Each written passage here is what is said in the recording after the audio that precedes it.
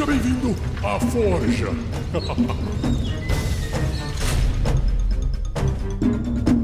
Uma produção RPG Next. Fala pessoal, tudo bem? Meu nome é Atos Beuren, eu sou escritor de livros, jogos e RPG e tô aqui hoje para convidar vocês para conhecerem um novo projeto, o livro Ecos da Fantasia, que está em financiamento coletivo pela plataforma Catarse. Esse é um livro-jogo independente, escrito aí a várias mãos ou por várias mentes, organizado por mim e construído ao lado de outros autores super talentosos. Nesse livro interativo, você aí, leitor, é quem vai assumir o papel do personagem principal e decidir a cada cena como as histórias continuam. No livro Ecos da Fantasia, nós teremos aí 10 aventuras fantásticas, todas muito diferentes, do familiar ao absurdo, do horror à ficção científica, para todos os gostos. O livro vai ter 256 páginas, no formato 14 por 21, capa invernizada e exclusivos como marca-páginas, pôsteres, fundo de tela para celular e computador. No entanto, o mais bacana aí desse projeto Ecos da Fantasia é que ele tem um viés solidário. Parte da arrecadação obtida através dos apoios nessa campanha será destinada à reconstrução dos acervos das bibliotecas escolares que foram destruídas pelas enchentes do Rio Grande do Sul. Aquelas escolas que perderam tudo, oportunizando o reencontro aí de milhares de crianças com a literatura. Além disso, com o sucesso do financiamento, as escolas aí vão ser contempladas com atividades presenciais gratuitas, através das quais eu, como escritor, vou até as escolas para conversar, para ler, para jogar, para contar histórias aí para os alunos. Então, pessoal, eu queria convidar todo mundo para apoiar essa campanha e fazer parte dessa aventura. O livro é Ecos da Fantasia, está na plataforma Catarse, em financiamento coletivo até o dia 16 de outubro. Juntos, tenho certeza que a gente vai conseguir apoiar novos escritores independentes, inspirar vários leitores e também levar novas histórias aí para quem precisa. Obrigado!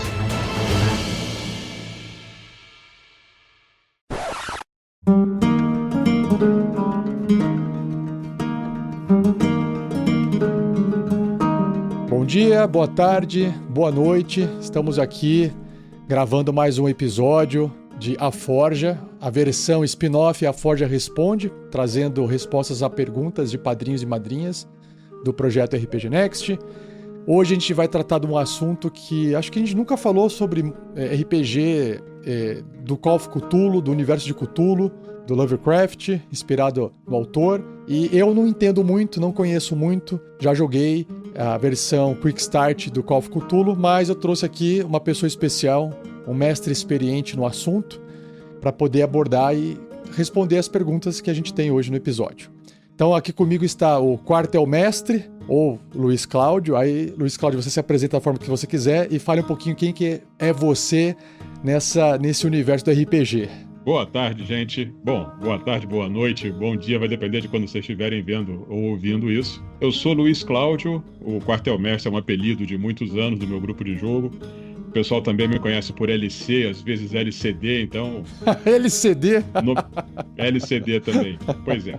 E o fato é que eu jogo RPG desde 1987. 86, Uau. Se contar um homebrew que eu inventei naquela época, mas que não funcionou, então nem dá pra contar tanto assim.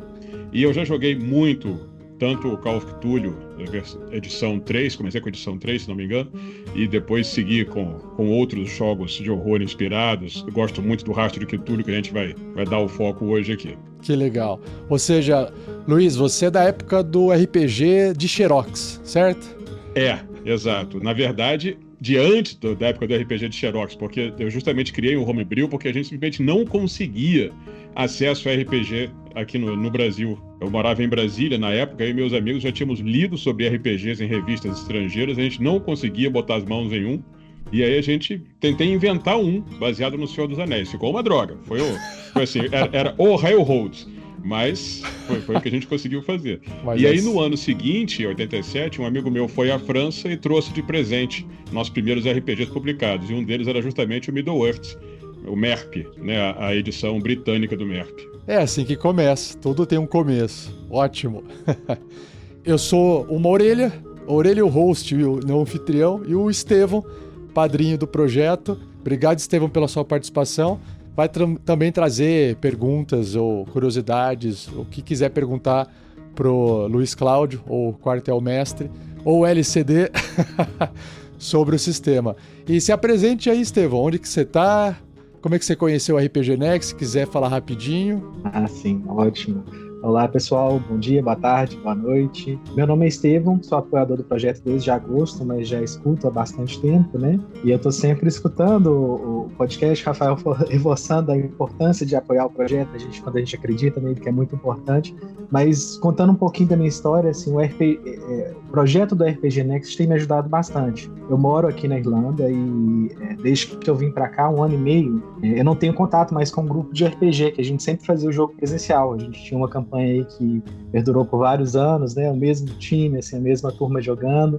E eu sentia muita falta do conteúdo, porque foi uma mudança muito abrupta. Assim, a gente saiu de uma rotina que eu jogava RPG todos os finais de semana para vir para cá e perder completamente. Assim. Então, ter a oportunidade de escutar o projeto tem sido muito bacana para mim, tem me ajudado bastante. Então, eu decidi, tomei a iniciativa de apoiar o projeto, que acredito que ele fez total diferença para mim. Tem feito os meus caminhos aqui, né, no país, tem sido essa transição bem mais fácil. Que ótimo.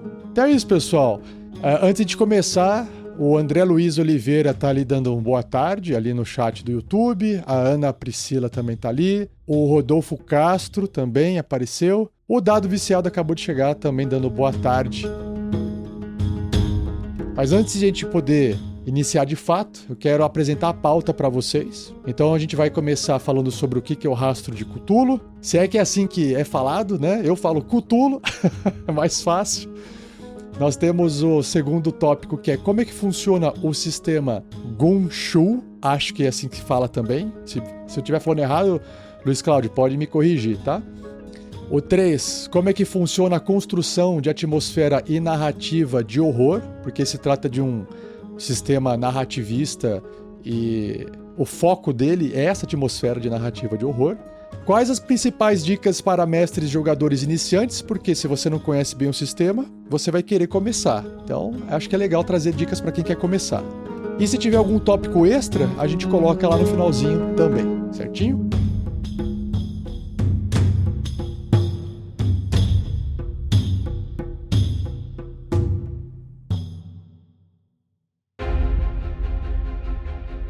Olá, ouvinte do RPG Next, aqui é o Rafael47, não importa se você está me ouvindo no Tarrasque na Bota, no Regras do D&D 5e, no Contos Narrados, no Regras do GURPS 4e ou no episódio da Forja. Estou passando aqui para poder fazer um recado geral de tudo que está acontecendo no projeto em termos de jabás. Primeiramente, temos um grupo do Telegram público, aberto para todos os ouvintes amantes do RPG Next. Basta você acessar T de Telegram, t.me/rpgnextoficial, tudo junto, t.me/rpgnextoficial. O link está na descrição do post desse episódio. Agora, para você que é amante de Dungeons & Dragons, ou não é amante, mas quer ter uma cópia do RPG mais famoso do mundo, de comemoração de 50 anos, porque sim, em 2024, esse RPG, que é o primeiro a ser criado lá em 1974, completa 50 anos esse ano.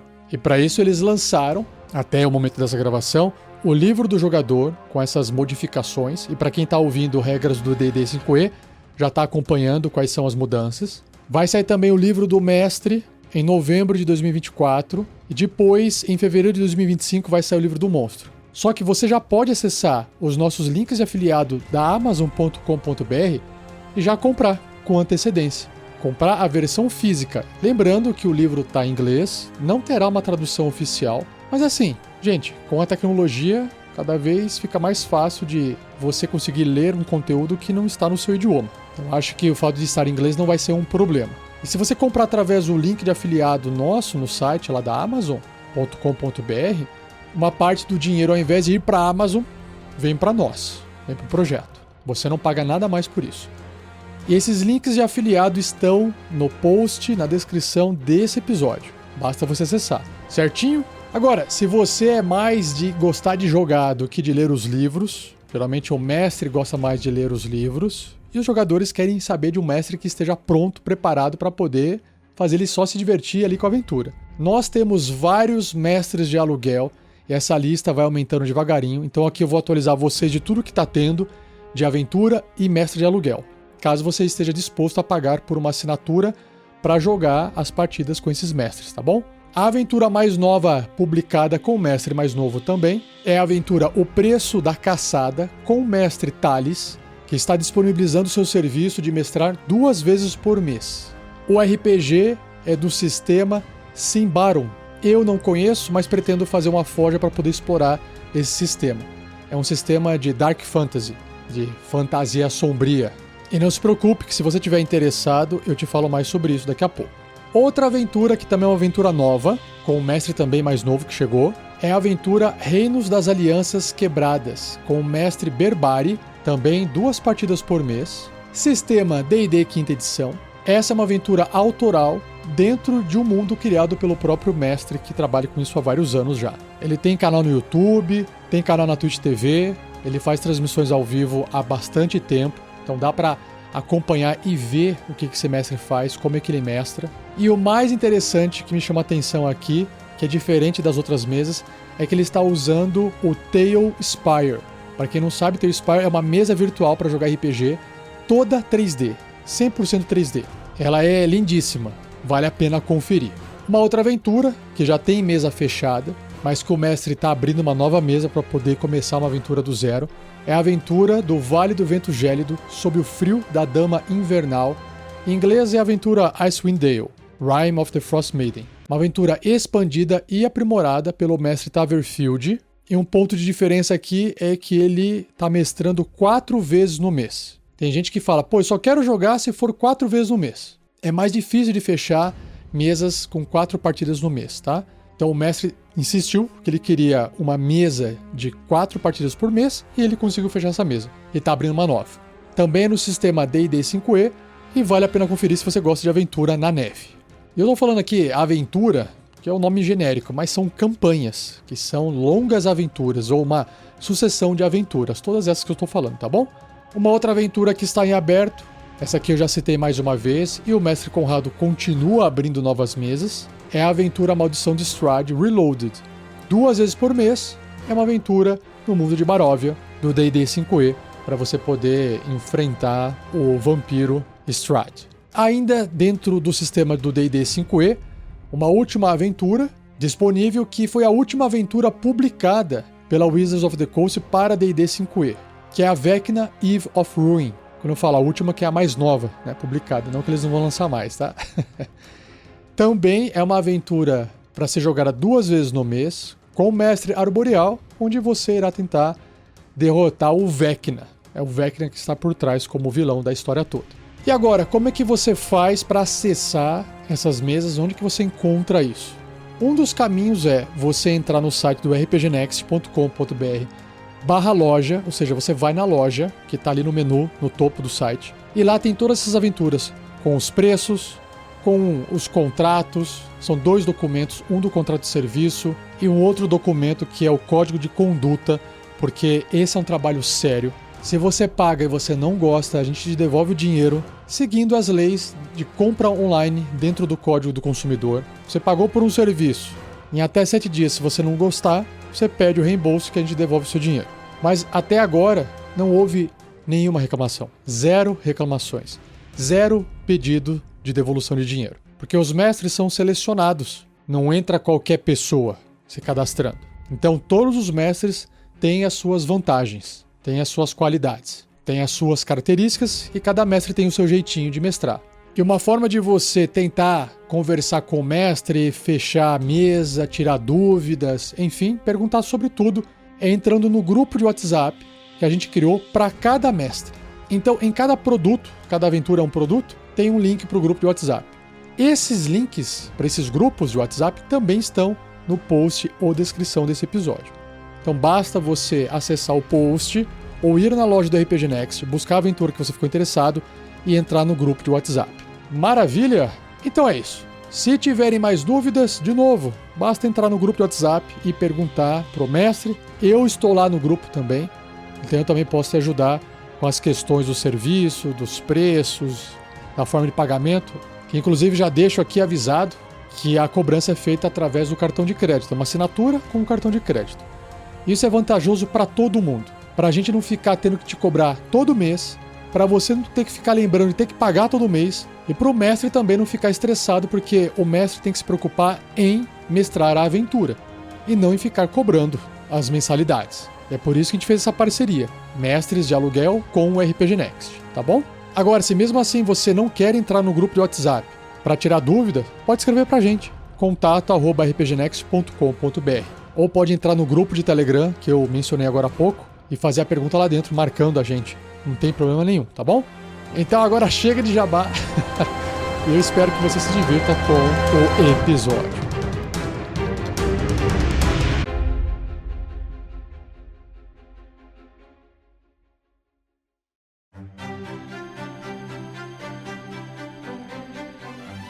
E antes de a gente começar, mais um comentário aqui, a sessão de comentários.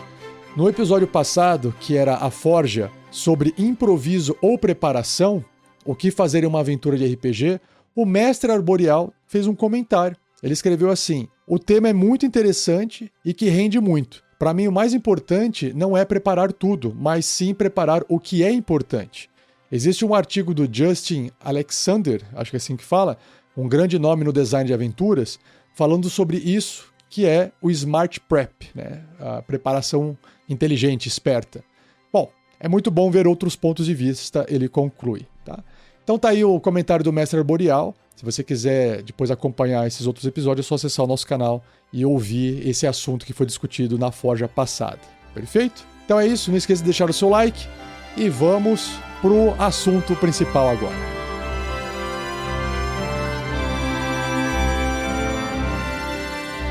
Então vamos lá, começando com a primeira pergunta, que a gente quer ouvir aqui do Luiz Cláudio, o quartel-mestre. Luiz Cláudio, você quer que eu me dirija a você como Luiz Cláudio, quartel-mestre? Como você preferir, Rafael. Ok, beleza. Então, o que é o rastro de Cthulhu? Porque eu já ouvi falar muito do sistema Call of Cthulhu, tá? E quando eu vi a primeira vez falar sobre rastro de Cthulhu, eu fiquei pensando, será que é uma versão simplificada do Call of Cthulhu? É um outro sistema que não tem nada a ver, só tem a mesma ambientação do Cthulhu, mas é um sistema completamente diferente. Se você puder explicar pra gente, então, o que é esse rastro de Cthulhu, afinal, pra gente poder começar a entender o assunto e ir para próximas perguntas depois. Com certeza. E você está correto em supor que tem a ver com o Call of Cthulhu, ou chamado de Cthulhu, né? E tem. Então, assim, mas antes de eu falar no rastro, eu vou falar um pouquinho do Call of Cthulhu, e antes de falar no Call of Cthulhu, deixa eu falar do Cthulhu, e portanto da obra do Lovecraft, rapidamente. Legal. H.P. Lovecraft foi um autor de pulps, né, das histórias publicadas em revistinhas baratas americanas no início do século passado. Ele faleceu em 36 ou 37, uma coisa assim, mais ou menos, né? Ele faleceu jovem, ele estava com menos de 50 anos, e ele publicou muito durante a vida dele, né? Mas sempre assim, em revista barata e coisa assim, ele não conseguia viver do trabalho dele como escritor. A metade da vida dele foi uma vida mais ou menos sofrida. E ele escrevia muito a partir de uma visão muito pessimista do mundo, do universo, eu diria. Ele chamava isso de cosmicismo, que era basicamente dizer o seguinte: o homem não é nada nesse universo absolutamente gigantesco, nesse universo que ele é, na melhor das hipóteses, o universo é indiferente à humanidade. E pode ser ativamente contrário à humanidade. Quer dizer, não interessa o que a humanidade acha que é bom ou ruim, ela é tão minúscula que não faz qualquer diferença. E o universo pode simplesmente estar aqui para acabar com todo mundo. Então, muito da literatura dele era inspirado nesse ponto de vista, né? E aí, assim, as histórias dele não tinham vamos dizer assim, são o nosso universo como ele percebia, né? Mas não era assim um todo unificado, coeso. Ele não era um Tolkien que estava criando um mundo específico com ideias específicas. Ele escrevia uma história, depois escrevia outra, às vezes combinava, às vezes não combinava. Trabalhava com outros autores, como Robert Howard, que foi o criador do Conan. As histórias do Conan, às vezes, têm a ver com a história do Cthulhu e vice-versa. Que legal. Então, assim, uma coisa que aparece muito, tanto nas histórias do Lovecraft, quanto nos jogos derivados, são os livros malditos, né, como o Necronomicon, que E ficou tão famoso que tinha gente que saía procurando nas bibliotecas das universidades americanas. Ah, queria uma cópia do Necronomicon. Até que alguns gaiatos resolveram publicar um livro chamado Necronomicon para aproveitar e tudo mais. Mas, assim, então, tem uma história do Robert Howard, que ele menciona um pesquisador alemão que escreveu um livro e que leu o Necronomicon, que ele tinha chupado lá do Lovecraft. Aí o Lovecraft fez uma outra história dele em que um outro personagem lia o livro desse pesquisador que o Howard tinha criado. Eles tinham todo um intercâmbio de ideias, né? O Howard, o Fritz Leiber, tinha outros nesse círculo. Muito bem. E aí, assim, embora não fosse uma coisa popular, que desse muito dinheiro e tudo mais, o pessoal que curtia as pulps, que era o pessoal da fantasia e da ficção científica, né, naquele momento, vamos dizer assim, de efervescência dessa cultura literária nos Estados Unidos, o pessoal foi muito influenciado pelo Lovecraft. E, embora ele tenha morrido cedo, um admirador dele, chamado Augustus Derleth, continuou publicando muita coisa que o Lovecraft tinha feito, publicou, inclusive, a correspondência do Lovecraft, que ele escrevia muito para muita gente, discutia assuntos mais variados, e continuou publicando as histórias dele, continuou criando histórias em cima desse universo que a gente atualmente chama de o mundo do Cthulhu, o Cthulhu Mythos, né? O mito de Cthulhu. Legal. E aí, assim, ele, como eu falei, ele não é um todo coeso, pelo contrário, ele é bem bagunçado, né? Ele é mais um compartilhamento de ideias e de inspirações e de atmosfera do que qualquer outra coisa. Daria para comparar com Contos Inacabados do Tolkien, algo desse tipo, meio... Muito mais complexo, porque o que acontece é o seguinte, no caso do Tolkien, você tinha o Tolkien criando as histórias e ele voltava, não, isso aqui não ficou legal, deixa eu repensar isso e tudo mais.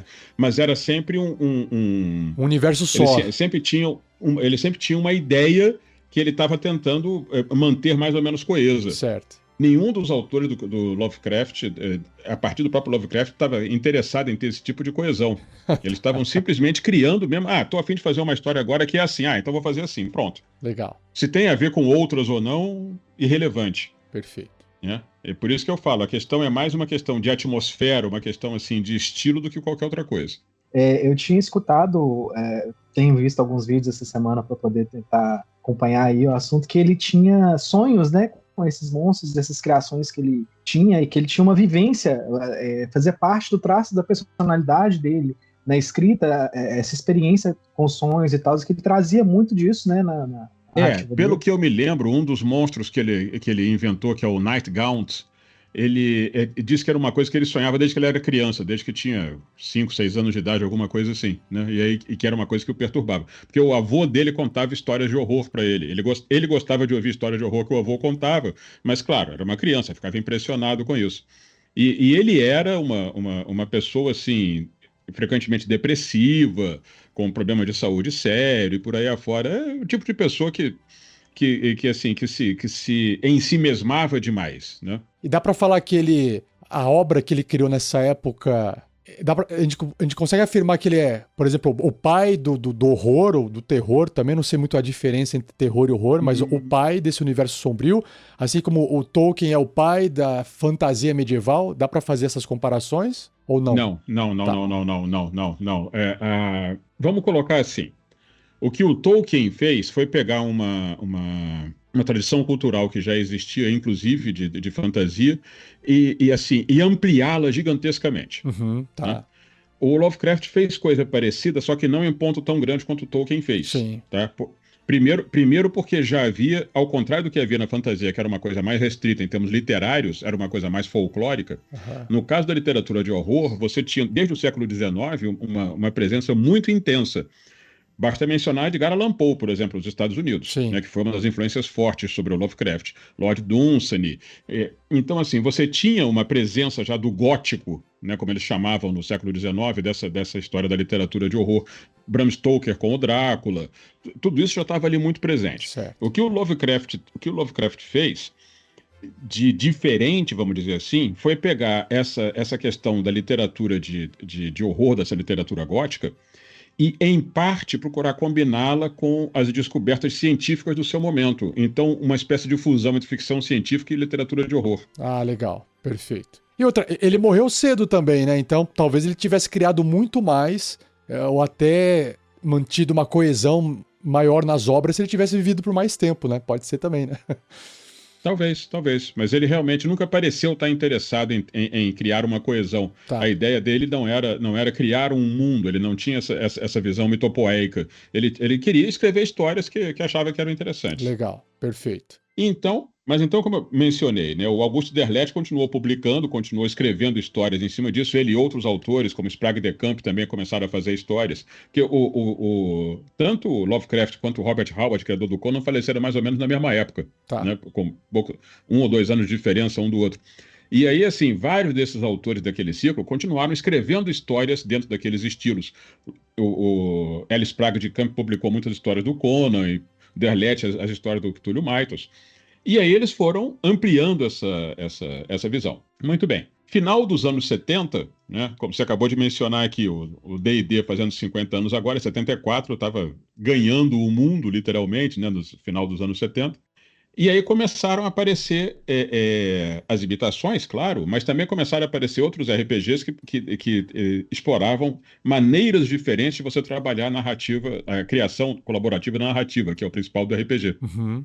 Então, quando aparece o Traveler, por exemplo, levando o RPG para o espaço, né, e saindo completamente daquele molde de classes e dungeons e coisa parecida. Sim. E você tem o Call of Cthulhu como um desses. O Call of Cthulhu, 1980, se não me engano, ele é baseado num sistema simples chamado BRP, Basic Roleplay System, que tinha servido como base para o RuneQuest, que era um RPG de fantasia, né, embora não tão bem sucedido quanto o D&D, mas ele tá presente aí até hoje. Foi um RPG influente também. Legal. Então eles pegaram o básico do BRP, né, do Basic Roleplay System, e colocaram um conjunto de sistemas para você poder contar histórias de terror em cima deles. Eu estou chamando de terror aqui, eu vou falar daqui a pouco dessa questão de terror e horror. Tá, legal. Mas, assim, a principal diferença mecânica, né, que eles acrescentaram no BRP para poder fazer essas histórias baseadas no Lovecraft era uma mecânica de sanidade. Então, o personagem, a parte de atributos como força, destreza, inteligência e tudo mais, tem o atributo sanidade. Legal. Que começa alto e vai descendo, à medida que ele vai descobrindo como funciona o universo. E aí, porque o Lovecraft tinha essa visão, assim, quanto mais conhecimento você adquire, mais você descobre que o homem não vale nada. Que o homem é um nada, que tá perdido e tudo mais. Então, essa percepção da realidade do universo é representada no Call of Cthulhu, lá desde a década de 80, pela sanidade e pela perda da sanidade. Legal. Quando um jogador chega a 0 de sanidade, ele está fora do jogo. Sim. Ele não pode mais jogar. Mas o personagem dele pode ter virado um líder de culto ou coisa parecida. Tá. Né? Porque no Call of Cthulhu, seguindo sempre nessas ideias das histórias do Lovecraft, assim, as pessoas que realmente entendem como o mundo funciona são insanas do ponto de vista da sociedade comum. Mas porque elas entendem como o universo funciona, acabam ganhando mais poderes, conseguem usar magia e coisa parecida. Mas nunca como o personagem do jogador, sempre como o personagem do mestre. Sim, claro. O Quartel, cara, minha mente foi voando aqui, eu fiquei pensando, é possível na interpretação, enquanto jogador, ele conseguir experienciar esse fenômeno assim, de insanidade, dele ir para longe? Isso acontece no jogo? Tem maneiras de fazer, mas isso tem a ver com um detalhe do rastro de Cthulhu que eu vou falar um pouco mais, porque isso funciona um pouquinho melhor no rastro de Cthulhu do que no Call of Cthulhu. Já vou falar por quê. Legal. Então, segura aí que a gente já chega nesse ponto. E aí, assim, o Call of Cthulhu fez muito sucesso. Né? Atualmente ele está na 7ª edição. Uau. A Chaosium, que é a editora que o publica, teve altos e baixos, como todas as editoras de RPG, né? Mas, assim, o Sandy Petersen, que foi o criador do Call of Cthulhu, para você ter uma ideia, isso foi nos anos 80, né? Uhum. Nos anos 90, ele participou da equipe que criou o Doom com a ID Software. Ah, o jogo de videogame? O jogo de videogame, exatamente. Tá. Né? Faz sentido, tem uns monstrão lá, cheio de tentáculo. Isso. Mesma ideia. Legal. Então, é isso. O Petersen estava envolvido com a equipe que criou o Doom. Ele fazia parte da equipe. Você vai, inclusive, ver o nome dele lá nos créditos do Doom original. Legal. Mas, então, assim, o Call of Cthulhu foi um jogo não apenas popular, não do tamanho do D&D, mas foi um jogo popular, continua sendo. Uhum. E ele trouxe características para o RPG que simplesmente não existiam antes. Então, assim, logo na primeira aventura, na primeira campanha que eles publicaram, que foi a Shadows of Yog-Sothoth, já era aquele negócio assim, isso aqui é uma coisa investigativa. Os jogadores e os jogadores são chamados, os personagens dos jogadores são chamados, na regra, desde a primeira edição, de investigadores. Eles estão investigando o desconhecido. Verdade. Né? E o mestre, ao invés de ser chamado de Dungeon Master ou coisa parecida, ele é o Keeper. Ele é o mantenedor do conhecimento, o Keeper of Knowledge. Ah, legal. Ele está segurando o conhecimento e vai dispensar aos poucos para os jogadores. Né? Essa aqui é a ideia. Eu mesmo prefiro chamar de guia, né? Mas é uma questão pessoal minha mesmo. Muito bem. E aí é isso. Como eu mencionei, a Chaosium teve seus altos e baixos. E aí, no final dos anos 90, início do nosso século agora, a Chaosium começou a permitir que outras editoras publicassem material em cima do Call of Cthulhu. Inicialmente, apenas complementando, quer dizer, publicação de aventura e coisa assim, mas logo permitiu que a própria ideia do Call of Cthulhu fosse licenciada e se desenvolvessem outros sistemas em cima. E aí veio a ideia de portar o universo do HP Lovecraft para o sistema Gumshoe. E aí, tá. o resultado dessa fusão foi o Rastro de Cthulhu. É mais ou menos, nós temos ali o PBTA, Powered by Apocalypse, ou seja, o sistema Exato. Apocalypse Engine. E aí tem várias versões de vários jogos usando esse sistema. Por exemplo, Dungeon World. É mais ou menos a mesma coisa, então. Mesma ideia. O Gumshoe, atualmente, o Gumshoe tem uma licença, né, uma SRD para você poder desenvolver coisa em cima dele. Isso é mais ou menos recente, isso não tinha nessa época que eles estavam começando. Tá. Mas quando o Rastro de Cthulhu foi criado, né, o Gumshoe já tinha 1 ou 2 jogos publicados. Né? Que não tinha nada a ver com essa ambientação de terror, ou tinha? Não. Mais ou menos. Um deles tinha o Fear Itself. Tá. O primeiro eu não me lembro qual era, então eu realmente não posso afirmar. Okay. O segundo eu garanto que tinha a ver com questão de horror, que era o Fear Itself. Né? Mas assim, esse sistema Gumshoe, ele foi criado para falar assim, a gente quer fazer RPG narrativista investigativo. Aí pode ser qualquer tipo de RPG investigativo. Faz sentido? Faz sentido, tá. e inclusive desde então, especialmente depois do Rastro de Cthulhu, eles fizeram outros ainda usando o sistema Gumshoe, que tem dado muito certo justamente por essa pegada investigativa. E aí, deixa eu falar um pouquinho então do Gumshoe, tá. que é justamente o segundo ponto da pauta. Perfeito. Né? O nome não está aí à toa. Gumshoe, que é sapato com sola de borracha, seria uma espécie de galocha, coisa parecida. Isso era uma gíria nos anos 30 do século passado nos Estados Unidos para detetive particular, que usava sapato de sola de borracha para não fazer barulho quando estivesse se esgueirando e coisa parecida. Tá? Legal. E aí era sapato barato também, esses caras nunca tinham muito dinheiro. Então Gumshoe era o nome, era um apelido para detetive particular desse tipo que a gente vê nas pulps, né, nos filmes noir e coisa parecida. Massa. Muito bem. E a ideia do sistema Gumshoe, ele é um sistema extremamente simples do ponto de vista mecânico. Então, por exemplo, resolução de teste, 1d6. Acabou-se. É só 1d6, tá? O sistema não tem atributos. Eu mencionei agora há pouco, né, que você tem os atributos em muitos jogos. Tem destreza, tem inteligência, tem força, assim por diante. O Gumshoe não tem atributos. Tá. Tudo que você tem são perícias, né? Ok. Que tem reservas de pontos. Tá. E aí todos os testes são feitos em cima dessa reserva de pontos. E aí você tem uma distinção muito importante no sistema, que é a seguinte. Algumas perícias, né, eu estou chamando de perícia, pode chamar de habilidade, o que quer que seja, pode chamar, digamos, conhecimentos e perícias. Né? Algumas delas vão ter, geralmente, pouquíssimos pontos, e você, de forma geral, não faz teste delas. Já vou explicar isso. E as outras, que eles chamam de perícias gerais, podem ter mais pontos, e dessas você pode ter que fazer um teste. Tá. Essas perícias gerais são familiares a muitos jogos. Então, por exemplo, corrida, né? Você pode ter, sei lá, 10 pontos de corrida. Aí você joga um D6, a dificuldade comum, média comum no sistema Gumshoe é 4. Joga um D6, saiu 4 ou menos, você teve sucesso.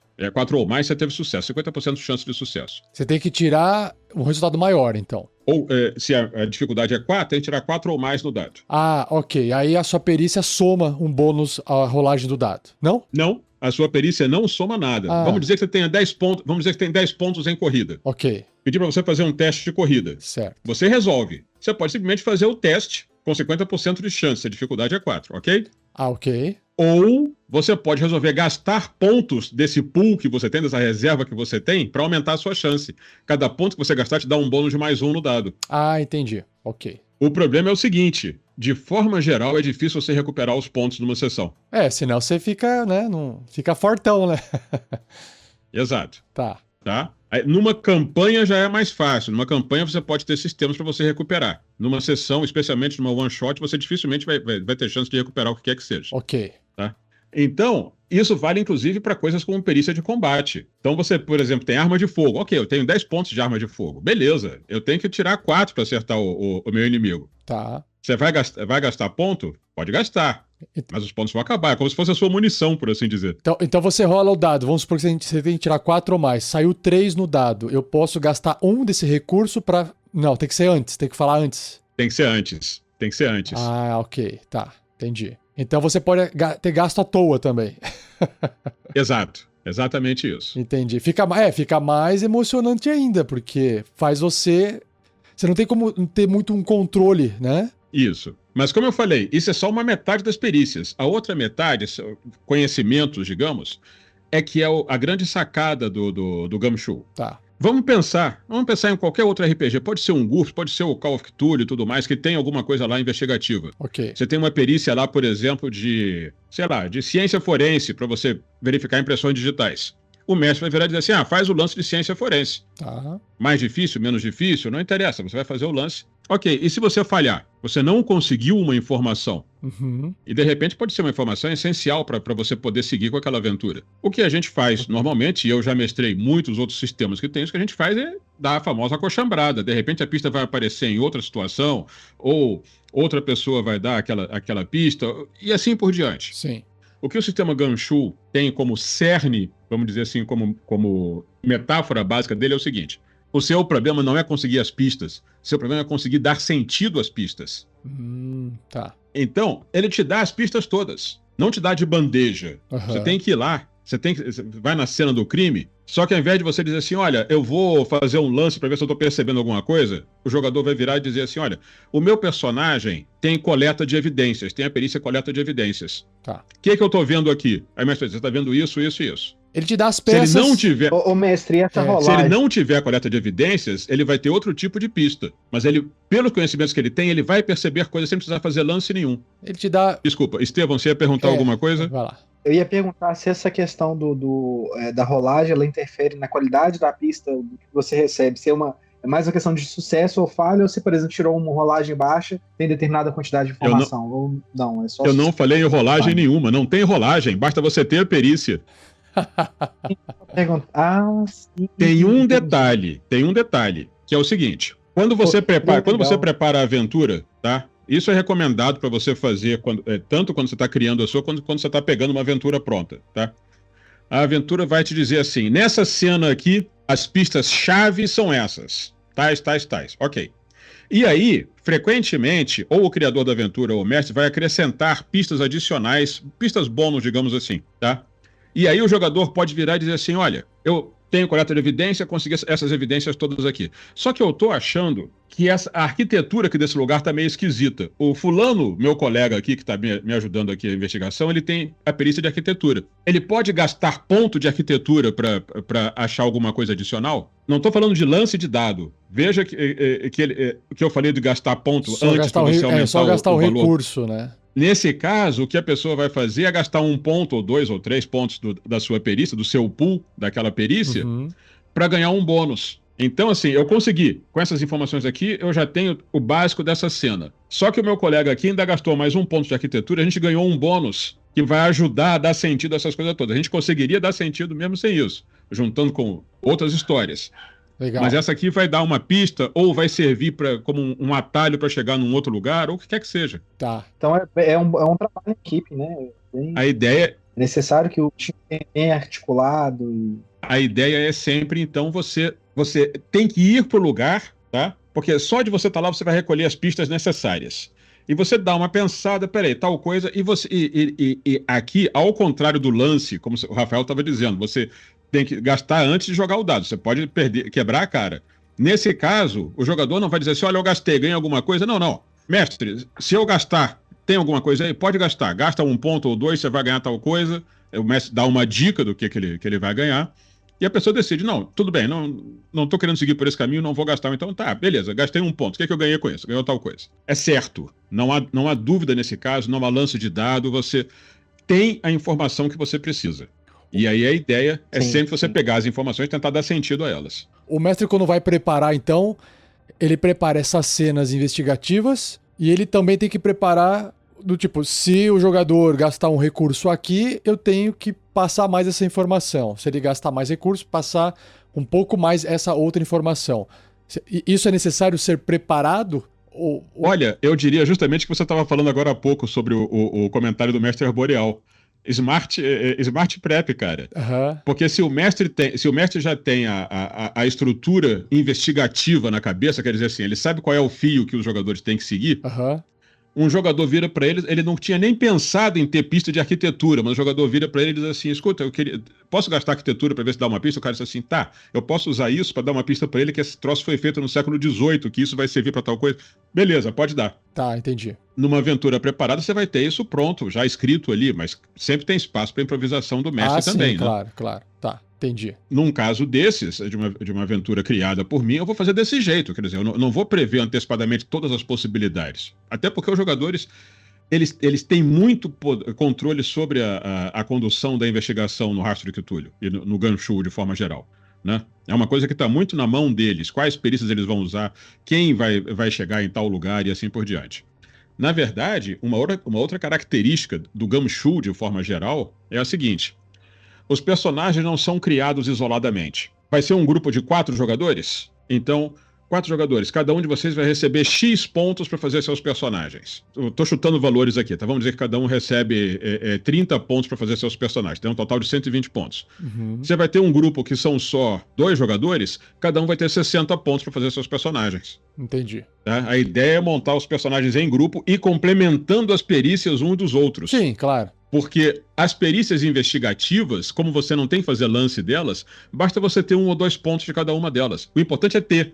Sim. Porque se você tem, ainda que seja 1 ponto, você chega no lugar e você já está usando a perícia automaticamente. Entendi. É um trabalho em equipe aí, distribui para não ficar todo mundo igual. Exatamente.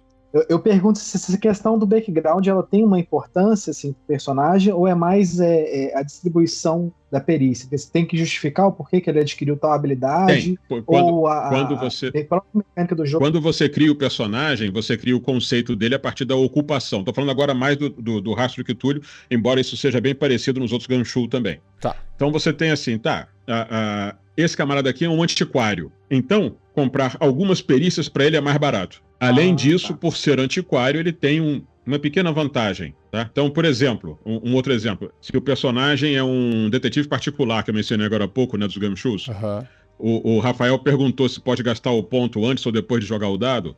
O detetive particular, para algumas perícias, essas mais ligadas à questão de detetive mesmo, ele pode gastar os pontos depois de jogar o dado. Mas com uma penalidade, ele paga 2 pontos para ganhar um bônus só. Faz sentido. Legal. Né? Tem uma outra ocupação que tem uma coisa parecida, que é o criminoso. Então o criminoso também pode fazer isso para algumas perícias específicas. Outras ocupações vão dar outro tipo de bônus. Então, por exemplo, se você é um médico, né, a perícia diz o seguinte: se você é médico, você tem acesso facilitado a registros médicos, a hospitais, a sala de cirurgia e coisa parecida. Né? Você acesso a coisas que normalmente uma pessoa do público não teria. Sim. E outras coisas assim. A ideia é sempre assim, maneiras de facilitar você a conseguir resolver situações de investigação, de você conseguir informações. Isso aí compõe o inventário também do personagem. Por exemplo, se eu for escolher esse médico aí, eu vou ter os equipamentos vão estar relacionados àquela profissão que eu escolhi, por exemplo. De forma geral, o equipamento é quase que irrelevante. Tá. Legal. Você tem equipamento, tem armas, inclusive, se necessário e tudo mais. Mas, assim, a base do sistema diz o seguinte: se você tem a perícia, por exemplo, medicina, você tem uma bolsa de coisas médicas. Pronto, é isso. Assim, não tá. Mais uma vez, o foco é sempre assim: você tem aqui as informações, o que você vai fazer com essas informações aqui? Né? Eu pensei mais no sentido de, por exemplo, numa linha de uma abertura de uma porta, por exemplo, você teria que ter uma quantidade limitada de chave ou de arrombamento, de Se você tem a perícia, se bandido, você tem a perícia lockpicking, abrir fechaduras, você tem as ferramentas para você abrir uma porta, salvo alguma circunstância especial. Tem uma perícia muito interessante no sistema, que é preparedness, ou capacidade de preparação, eu não me lembro como é que está traduzido na edição brasileira, mas é o seguinte, vamos dizer que você tenha 10 pontos de preparedness, tá? Chegou no meio da aventura e disse assim, cara, alguém lembrou de trazer um pé de cabra? Assim, tá, se eu gastar um ponto de preparedness, eu tenho um pé de cabra aqui na mala do carro. Ah, tá. Tá resolvido. Ele é um sistema narrativista, ele quer contar a história. Ele não quer simular a realidade que você tem que sair com o equipamento na mochila, né? Isso, perfeito, perfeito. A ideia é justamente criar uma narrativa investigativa. Legal. Então a ideia é facilitar a investigação o mais possível. E no caso, Luiz Cláudio, a parte da sanidade, ele não tem no Gumshoe. Ele só tem no Trail, no Rastro de Cthulhu. Ou já tem no Gumshoe também? Tem no Gumshoe desde o início, tá? Só que o Rastro de Cthulhu botou um acréscimo extremamente bem bolado. Eles dividiram, você passou a ter a sanidade que você já tinha, tanto no Gumshoe quanto no Call of Cthulhu, e você passou a ter também a estabilidade. Então você tem duas coisas que você tem que acompanhar. Tá, mas o Gumshoe, ele surgiu antes de ter o Rastro de Cthulhu, certo? Sim. Tá, entendi. Então ele não estava considerando nada desse universo da sanidade, do universo de perder a sanidade. Como eu mencionei, a criação da ideia do atributo de sanidade foi uma das grandes sacadas do Sandy Peterson no Call of Cthulhu. E 20 anos depois... é verdade, já tinha no Call of Cthulhu, agora... tá certo. Eu só queria saber de onde que veio. Veio daí, então. Isso, exato. E o Gumshoe, como muitos outros, teve inspirações no Call of Cthulhu. O Call of Cthulhu é um jogo muito influente. Né? Então eles já tinham a mecânica de sanidade no Gumshoe. O que o Hyatt colocou de muito interessante no Trail of Cthulhu foi colocar também a estabilidade, porque aí você passa a ter uma distinção. A sanidade continua sendo importante, tá? Ela pode ir até 0 e você ficou doido. Não necessariamente doido de babar na gravata, mas ficou doido do sentido de estar fora do jogo, né?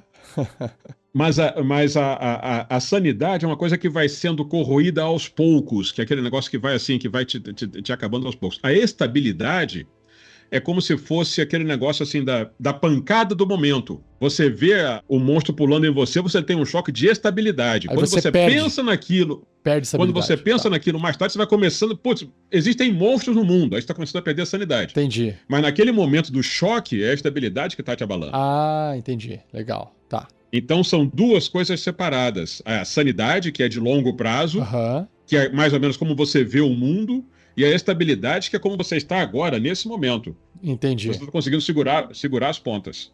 E no Trail, no Rastro de Cthulhu tem esses dois também? Ou só no Gumshoe? Isso é do Rastro de Cthulhu. Ok, entendi. O Gumshoe tem só a sanidade. O Rastro de Cthulhu adicionou a estabilidade nisso, e aí deu esse jogo. A aventura fica interessante porque você pode lidar, dependendo da situação, com sanidade, ou com estabilidade, ou com ambas. Ah, que bacana. Ah, legal. Mas uma tá um pouco linkada à outra. Sim, porque você não pode ter mais estabilidade porque você tem sanidade. Ah, sim, porque aquilo vai te afetando ao decorrer do processo. Exatamente. Né? E aí existe uma mecânica que não funciona tão bem na edição original, né, que é de você ter pilares de estabilidade e fontes de sanidade. Isso foi depois modificado em suplementos, tá? Funcionou melhor de outras maneiras. Mas na ideia original você tinha assim, as coisas que favorecem você ser uma pessoa estável e as coisas que favorecem você ter uma visão sã do mundo, né? E aí você vai perdendo essas coisas, isso vai sendo minado. Isso acabou não sendo mecanicamente muito prático, mas é isso, tá lá na regra original. De qualquer maneira, o ponto central, e aí agora eu vou voltar num ponto que você tinha perguntado mais cedo, Estevão, da questão assim de como criar essa atmosfera, né, de como é que isso funciona, da pessoa ter essa visão nihilista, essa visão cosmicista, como diria o Lovecraft. O Call of Cthulhu original, até pelo momento em que ele foi criado, ele era e continua sendo, na verdade, um RPG em que você... Tudo bem, você está enfrentando monstros horrorosos, você está perdendo sanidade, coisa parecida, mas na medida do possível você está indo lá e tentando derrotar aqueles monstros, né? O Lovecraft tinha histórias assim, tá? Como eu falei, ele não tinha uma visão coesa de como tinha que ser o mundo e coisa parecida, como tinham que ser as histórias dele. Então, você tem histórias dele que o pessoal vai lá e mete a cara e pega uma arma e tenta dar tiro no monstro e por aí afora. Na própria história The Call of Cthulhu, né, o chamado de Cthulhu, né, que foi a história em que ele apresenta o Great Old One, que acabou dando nome ao mito todo. Lá pelas tantas, o Cthulhu é abalroado por um navio. As pessoas jogam um navio em cima dele para tentar fazê-lo ir embora. Quer dizer assim, o negócio tem seus lados apelões também. Mas faltava um pouco na atmosfera do Call of Cthulhu essa visão mais nihilista. Até porque, assim, isso é complicado de você conseguir fazer numa mesa de jogo, né? Os jogadores estão ali para fazer aventura, para acontecer e tudo mais. No caso do Rastro de Cthulhu, o que eles fizeram foi criar o que eles chamam de 2 idiomas, de 2 maneiras diferentes de você abordar o jogo. Uma, e não são mutuamente exclusivas, tá? Você pode misturar isso aí à vontade. Uma é ainda nesse estilo do Call of Cthulhu, que eles chamam de o estilo Pulp, é o estilo Indiana Jones, né? Tem coisas horríveis que você vai ficar horrorizado, que você vai ficar não sei o quê, mas você, cara, mete a cara, vai lá, tá? E nesse você vai ter mais combate e coisa parecida. E tem o estilo que eles chamam de purista, que é um estilo que se aproxima mais das histórias mais nihilistas do Lovecraft, em que você tá lá assim, você tá acabado. Na melhor das hipóteses, você vai conseguir chegar no final da aventura assim, com um fiapo de sanidade para escrever a história para que outros possam saber o que aconteceu, né? E muitas das melhores aventuras publicadas para o Rastro de Cthulhu seguem pela linha purista. Por quê? Com essa facilidade dele de você... Primeiro, com a facilidade de você fazer coisa investigativa, de você descobrir coisas. E segundo, com o fato de que a parte, vamos dizer assim, física, né, de ações dele é muito reduzida. Eu falei aqui do sistema mecânico, né, uma coisa simplíssima, não é tão relevante assim. Ele se presta melhor para a aventura nesse estilo purista do que o Call of Cthulhu original. Então o Call of Cthulhu tem uma pegada mais pulp, ele tem maneiras de você fazer aventuras mais puristas também, não. Inclusive a 7ª edição tem várias indicações muito legais nesse sentido. Mas o Trail of Cthulhu funciona melhor para quem quer puxar mais para esse lado purista do que o Call of Cthulhu, e vice-versa, né? E aí, como criar essa questão da atmosfera e da narrativa? O Rafael mencionou mais cedo, né, a questão da diferença entre terror e horror. Eu perguntei, isso não qual é exatamente a diferença, né? Pois é, a questão não é tão simples, você vai ter inclusive um bocado de discussão a respeito disso em teoria narrativista. Mas a gente pode fazer, eu vou fazer aqui uma visão relativamente simplista. Terror são coisas que te dão um choque, que te causam medo, nojo, coisa parecida. Horror é aquele negócio que meio que te corrói por dentro. O terror é visceral, seria uma coisa visceral, e o horror uma sensação, algo mais subjetivo, talvez. Perfeitamente razoável, perfeitamente razoável. Como eu estou dizendo, isso aí é uma coisa que muita gente discute e eu certamente não vou me meter nessa discussão. Mas essa distinção que você fez está perfeita agora. Tá. E aí, nesse sentido, então, o lado pulp das histórias do Cthulhu é mais terror, apareceu um monstro e coisa parecida, e o lado horror é o lado mais purista, de você tendo a coisa mais se diluindo a sua sensação de realidade, coisa parecida. Tá, faz sentido. Então, por isso que tá escrito aqui, narrativa de horror. É mais focado no horror e pode ter Exato. terror, né? Pode ter o terror. Isso. O terror pode te fazer chegar ao horror, Exato. por assim dizer. Ok, faz sentido. É como se o terror estivesse dentro do guarda-chuva do horror, né? Algo assim. E aí, ou o contrário, né? Porque, na verdade, assim, as duas coisas são bem imbricadas entre Sim. si. Como que um mestre faz para criar essa sensação? Cara, uma das maneiras mais elementares é você procurar jogar isso de noite. Sério. Olha, tem uma... essa que eu vou falar agora não é de Rastro de Cthulhu, é do Call of Cthulhu, tá? É uma aventura criada pelo pessoal que depois criou a Delta Green. É uma aventura chamada Grace Under Pressure. Graça sob pressão. Né? É uma expressão da língua inglesa, né? Assim, de você manter a graça e a cordialidade mesmo quando você estiver sob pressão. No caso lá é uma coisa muito, muito estrita, muito literal, porque a aventura toda se passa dentro do submarino de pesquisa, nas profundezas do Pacífico. Legal. Eu já tive a oportunidade de mestrar essa aventura algumas vezes, 4 ou 5 vezes, e eu monto todo um esquema, porque ela é um one shot, tá? eu monto todo um esquema de clima para ela. A sala toda escura, tá? Na tela, numa das telas dos meus computadores, uma instrumento de sonar, né? Com o ping do sonar, né? Aquele ping, durante horas você ouvindo aquele ping sem parar. Acredite que você fica doido. Trilha sonora só com ruídos subaquáticos de criaturas marinhas, tipo golfinho passando, como é que chama? Camarão mexendo a casca, aqueles ruídos assim que um sonar pegaria, né? E os jogadores... Eu tenho a sensação de que um headphone bom aí é um item essencial. Não, né? sem headphone. É ambiente mesmo. Presencial.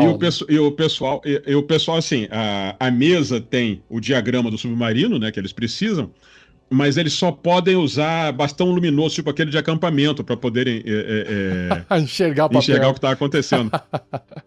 Tá? Acredite, o pessoal fica numa histeria assustadora à medida que a história vai seguindo. Legal. Tá? Mas isso, assim, isso é uma one shot. Não dá para fazer isso numa campanha inteira, né? E muito menos não dá para fazer isso via internet com facilidade. Por isso que quando eu criei esse sistema agora do Discord, né, para fazer as aventuras só pelo Discord, e, inclusive o pessoal das partidas teste comentou isso comigo. Que assim, quando você está vendo uma tela de navegador que está te mostrando, tá aqui o mapa, a minha pecinha está movendo aqui, está fazendo aquilo, não sei o quê, é outro clima. Você não entra num clima de isolamento, de claustrofobia. Agora, se você está só ouvindo, você está só vendo um texto ali aparecendo, ouvindo a voz de uma pessoa esquisita que está te dizendo alguma coisa, e você está sozinho numa sala, e eu só jogo de noite também, então assim, pode até estar iluminada, mas é aquele negócio assim, a noite é outro ambiente. Sim. Né? Então, assim, isso ajuda a criar esse clima. Então, mesmo via internet, dá para você conseguir criar esse clima se você presta atenção em o que você está oferecendo para os seus jogadores naquele momento. Então, você colocar coisa muito visual vai atrapalhar. Você reduzir o visual, confiar mais na voz... É o sonoro. Vai ajudar muito mais. O sonoro... O sonoro eu acho que é mais importante do que o visual. Para qualquer coisa. Provavelmente. Para qualquer coisa, assim. O visual, ele passa muita informação, né? Mas o sonoro, me parece que o sonoro é o que constrói a emoção, é o que te dá emoção. É mais ou menos igual ao olfato, assim. Né? Te transporta. É bem isso. Né? Tanto que você ouve uma música, a música é capaz de te emocionar. Uma imagem, às vezes estática, ou um vídeo sem áudio, eu acho que é difícil de emocionar você. Tem que ter o áudio, né?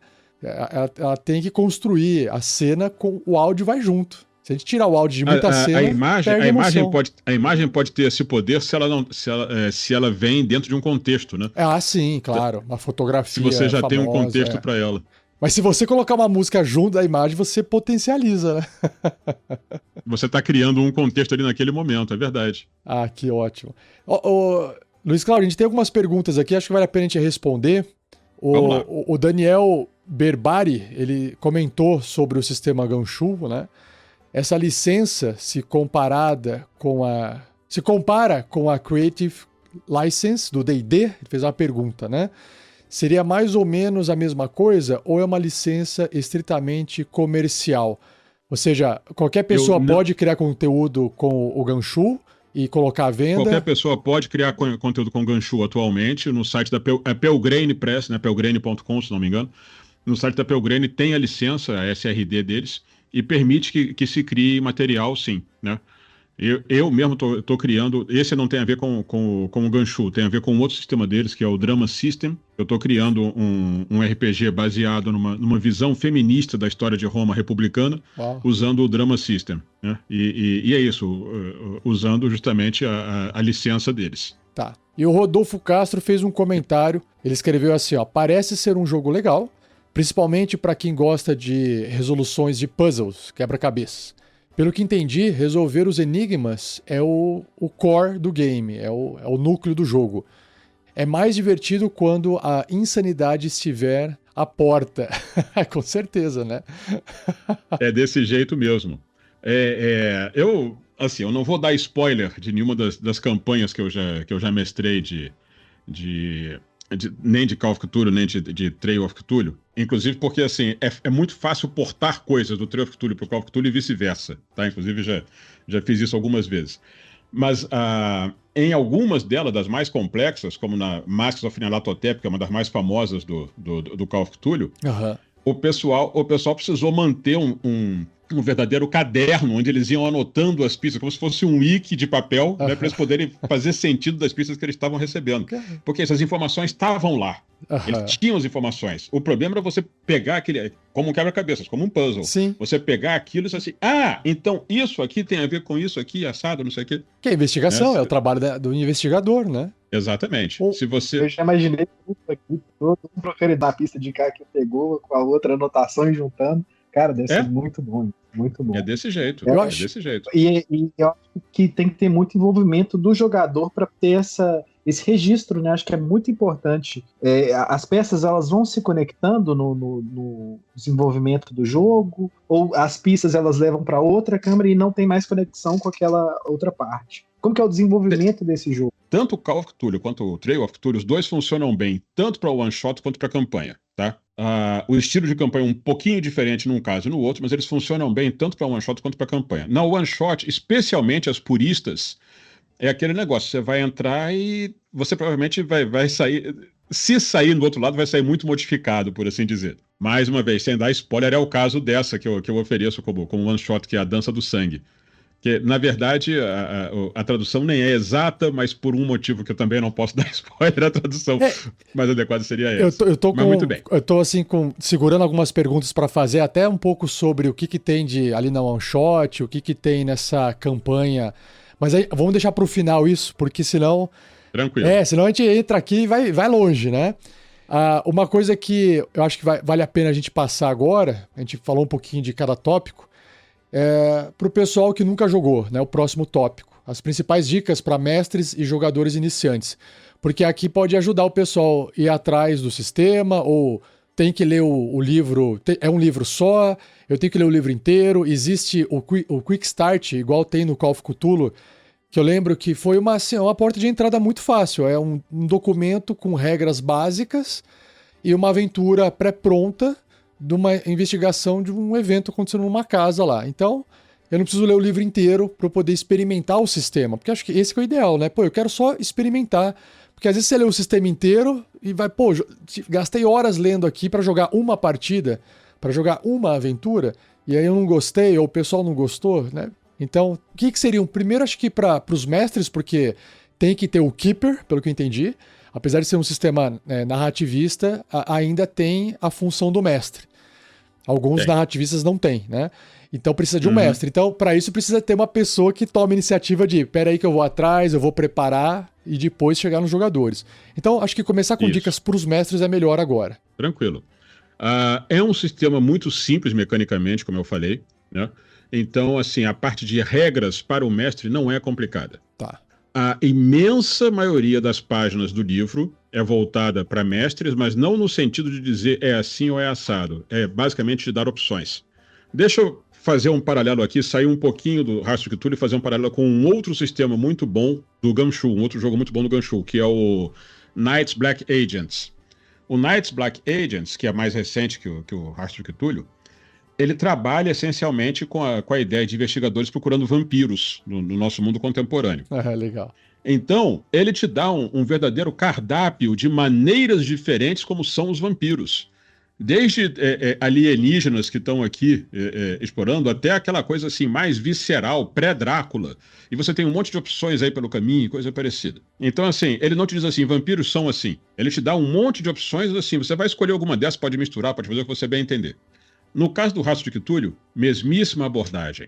Então, os Great Old Ones, por exemplo, se você pega o Call of Cthulhu, você tem lá nos manuais, você tem uma descrição, ainda que sumária, do Cthulhu, do Nyarlathotep, Shub-Niggurath e assim por diante. Tá. Vai dar estatísticas de cada um deles. Eu, inclusive, já... Estatística? Alguns anos... O bicho é tipo um deus. Eu sei, eu sei. Olha, depois eu posso te falar da ocasião que os meus jogadores da campanha tiveram que fazer lance contra um D100 de danos. Tá? Porque eles foram pro toe-to-toe justamente com Itaqua, um dos Great Old Ones. Mas muito bem. Então, pois no Call of Cthulhu tem isso. No Trail of Cthulhu não tem nada disso. Então, se você pega lá a discussão sobre Shub-Niggurath, um dos Great Old Ones do Lovecraft, ele vai te dizer assim, pode ser assim, pode ser assado, pode ser de tal jeito, isso aqui, assim, e não tem um número sequer ali. Então, o que o mestre tem ali são ideias de como ele vai usar aquilo no jogo dele. Tá. Ele é mais simples, então, nesse aspecto. Nesse aspecto, ele é mais simples, por outro lado, ele é mais profundo. Sim. Né? Você pode nadar só na superfície, e é facílimo ficar só na superfície, ou você pode mergulhar e ir muito fundo nele. Tá. Então, a parte mecânica dele é super fácil, né?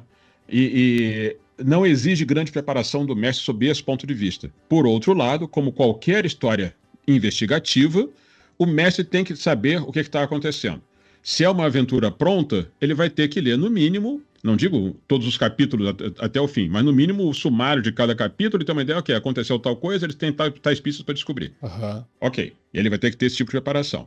Do ponto de vista mecânico, não é tanta coisa, como eu falei, né? Para os jogadores, a questão consegue ser ainda mais simples, né? Você parte de um conceito, e são conceitos relativamente básicos, né? Médico, detetive particular, militar, piloto, coisa assim. Você ganha pontos que você distribui entre as perícias. Uhum. E você vai jogando, e você, na maior parte das vezes, não vai sequer fazer lance. Então, assim, é muito fácil você pegar o jeito de jogar o sistema. Eu tenho preparado para os meus jogadores, que eu sempre jogo com jogador iniciante, tanto iniciante de sistema quanto iniciante em RPG de forma geral. Qualquer jogo que eu jogue, eu estou sempre pronto para iniciante.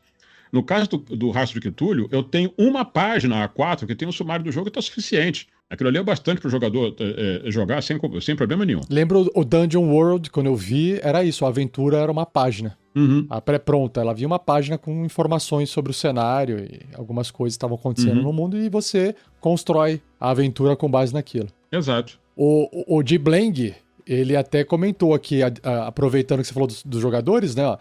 Falou, eu jogo com o LCD, com o Luiz Cláudio, faz muito tempo. E fui um dos sobreviventes do teste da Dança do Sangue. A Dança do Sangue é a one shot, certo? É o one shot, exato. Foi tenso, só áudio, acredite, é tenso. Diga-se de passagem, não conhecia o sistema antes do teste e não precisou. Ah, que legal. E aí tem o Jimmy Maggi, não sei, é Maggi, acho, né? Alguma dica de campanha ou one-shot para mestres e jogadores de primeira viagem? Eu não sei se a Retropunk traduziu a aventura base, vamos dizer assim, que era de demonstração do sistema. É o assassinato de Roger Fell ou Thomas Fell. Nossa, quase falei Roger Rabbit. Não. Deixa eu ver aqui. Porque hoje em dia, convenhamos, né? Com a inteligência... Thomas Fell. Com a inteligência artificial e os PDFs... Você traduz o jogo num clique, né? Se você precisar traduzir, hoje não tem mais dor de cabeça para fazer a tradução. É muito fácil. Mesmo porque o D&D não vem mais em português, então... Mas tem aí o podcast do Rafa trazendo as novidades. A gente vai atualizar tudo em português, né, Rafael? Que está sendo traduzido por IA. Aventura one shot, né?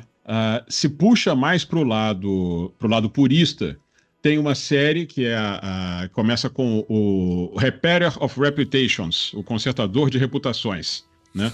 Que é aquele negócio assim, nihilista pra caramba, tá? Assim, pra deixar a pessoa bem biruta no final. Essa é uma das boas, tá? As Mortes em St. Margaret's é outra que também vai numa linha mais purista, que também é muito interessante. Quando a gente fala de... Flying Coffins...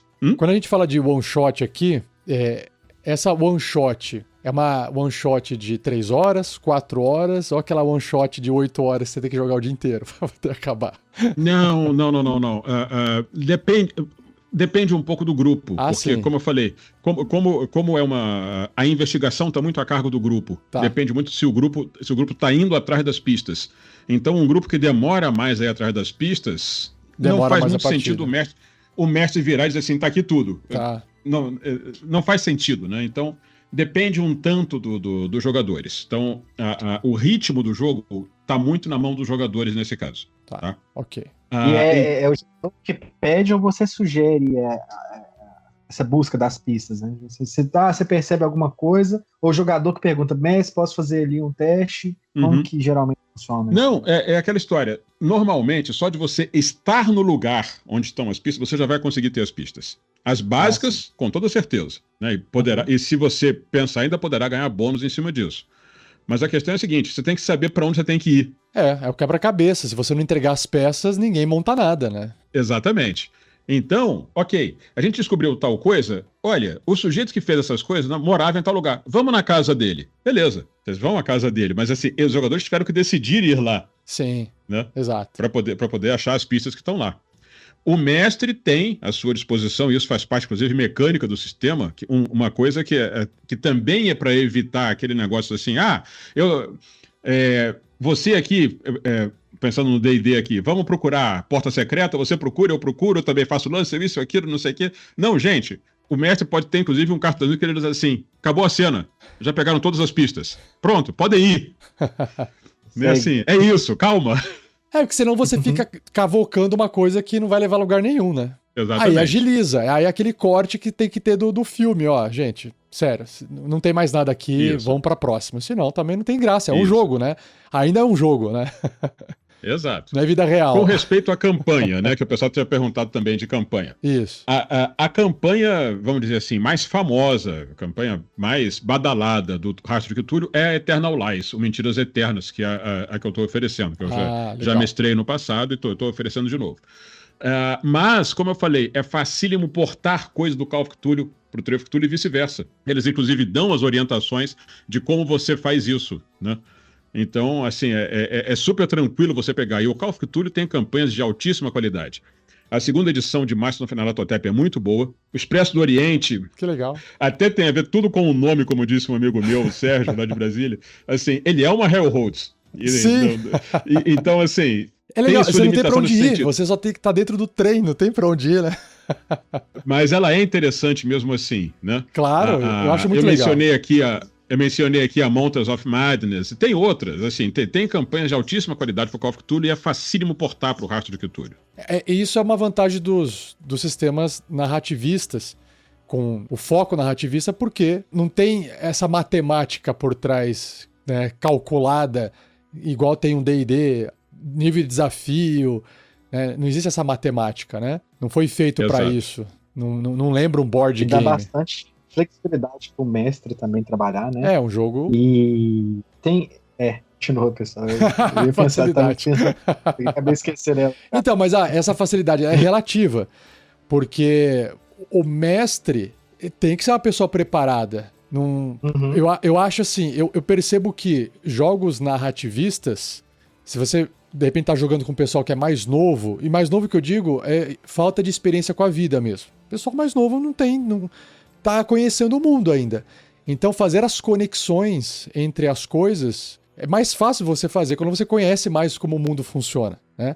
Então eu acho que o sistema narrativista, apesar de ele dar liberdade para você fazer, né, da forma que você achar melhor, ainda você ter o controle e conseguir entregar uma boa experiência com essa liberdade, eu acho que é uma coisa difícil também, entendeu? Tanto que D&D é recomendado para 12 anos. Porque, de fato, se você entrega uma aventura pré-pronta ali na mão do mestre, e ele só tem que seguir ali os encontros, bem basiquinho, é mais fácil jogar o jogo através das regras, que está descrito no livro, do que você ficar criando relações entre personagens, NPCs. Eu acho que isso não é tão fácil assim, sabe? A gente às vezes confunde a liberdade, né, de poder fazer o que quiser com uma boa experiência. Não significa que vai ser uma boa experiência você poder fazer o que você quiser, se você não tem experiência para fazer isso, sabe? Então, acho que é uma faca de dois gumes aí, sabe? Eu acho que é desafiador controlar uma partida de jogo narrativista. Eu acho que é um desafio, na verdade. Para ser uma experiência boa. Talvez seja fácil do ponto de vista de jogar, falar, jogo do jeito que eu quiser, mas para você entregar uma boa experiência, eu acho que é bem difícil. É a minha opinião. Eu tendo a concordar. O meu estilo pessoal como mestre, qualquer que seja o sistema que eu esteja jogando, é mais ou menos o seguinte: eu procuro estar bem familiarizado com o ambiente onde é a história. Então, se é uma aventura na Terra-média, eu procuro estar bem familiarizado com o que tem naquela região da Terra-média. Se é uma aventura na Nova Inglaterra da década de 30, eu vou procurar saber o que tem naquela região e tudo mais. Por uma razão muito simples, os jogadores decidem assim, vamos pegar um ônibus e ir para tal lugar? Beleza, eu tenho ideia de que eles estão fazendo ali. Eu não tenho que ficar desesperado. Meu Deus, o que será que está acontecendo agora? Né? Então, é o Smart Prep, né? Assim, a gente tendo uma noção geral do que está ali, você já consegue, assim, ok, vocês podem fazer tal coisa, aguarda um minutinho que eu estou pegando aqui os detalhes. Pronto, está resolvido. Temos aqui um comentário do Diblang, ele voltou aqui a escrever. No nosso teste do One Shot durou quase 3 horas, que eu fiz aquela pergunta, né, do tempo, com 4 jogadores. 2 mais experientes e alguns testes da ferramenta no Discord. Ah, legal. Então, só para dar uma noção, 3 horas de partida. Que acho que é a proposta, né, Luiz Cláudio, da One Shot sua também, né? Umas 3 horas. Exato. Vamos falar um pouquinho, então, pra gente poder encerrar, um pouquinho sobre... Eu tenho algumas perguntas aí sobre a aventura, pode ser? Claro, manda ver. Vou jogar aqui pro tópico extra nosso, que é exatamente isso. Se você puder falar um pouquinho da experiência que é essa One Shot, que eu esqueci o nome agora, aí você... A Dança do Sangue. Isso, a Dança do Sangue. Se você puder falar um pouquinho sem estragar, tipo um trailer, né? Um trailerzinho de filme, né?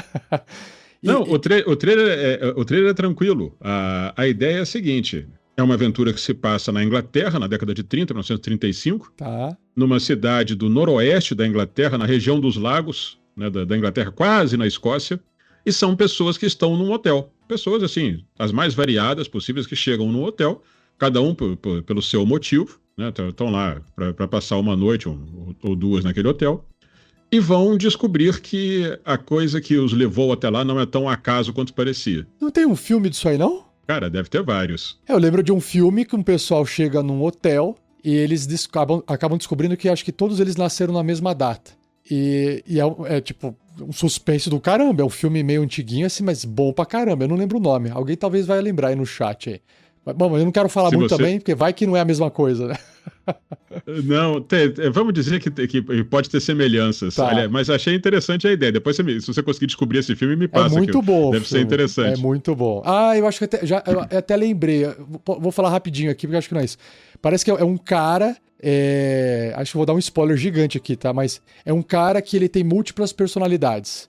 E essas pessoas chegando num hotel, na verdade, cada uma delas é uma personalidade de dentro da cabeça do cara. É essa que é a história.